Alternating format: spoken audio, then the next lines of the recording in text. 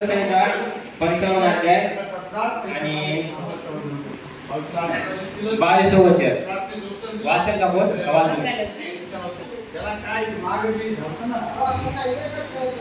तू आपला भार परमेश्वरावर टाक म्हणजे तो तुझा पाठिंबा होईल नीतिमानाला तो कधीही ढळू देणार नाही. Yes amen. परमेश्वराचं वचन काय म्हणते? तू आपला भार परमेश्वरावर टाक. तू आपला भार परमेश्वरावर टाक म्हणजे तो तुझा पाठिंबा होईल नीतिमानाला तो कधीही ढळू देणार नाही. परमेश्वराचं वचन काय सांगते आपल्याला?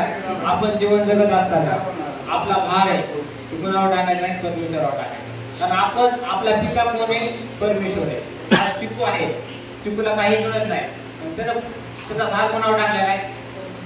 परमेश्वरावर टाकला. म्हणजे आपल्या पितावर टाकलेला आहे ना. बालक कुणावर भार टाकते? पितावर. कारण त्याचं सर्व कोण करणार आहे? बालकांचं पिता करते. तसंच आपण बी परमेश्वराच्या नजरेमध्ये आपण लहान लहान लेकर, आपण त्याचे लेकरच परमेश्वराचे. म्हणून आपण जीवन जगत असताना आपला भार कुणावर टाकला पाहिजे?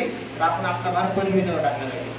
आता आपण काय म्हणजे पूर्ण हे काय तरुण पिढी आहे, तर तुम्ही तरुण पिढीला सुद्धा आपला भार आपण कुणावर टाकायचा आहे? परमेश्वरावर टाकायचा आहे. कुणावर अवलंबून राहते?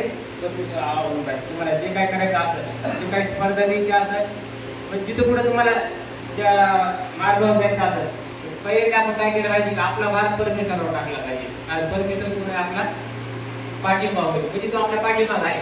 आणि आपण जीवन जगत असताना तर आपल्या घरातल्या आपल्या माणूस किंवा वडील आपल्या पाठीशी असले आपल्याला थोडं म्हणजे हे होते ना, पाठीराखा परमेश्वर आहे आपल्या. त्याच्यामुळे आपण कुठल्या गोष्टीमध्ये टेन्शन घ्यायचं नाही, किंवा आपल्याला हे होईल का होणार नाही याची चिंता करत बसायची गरज नाही. कारण आपण आपला पिता कोण आहे? परमेश्वर आहे.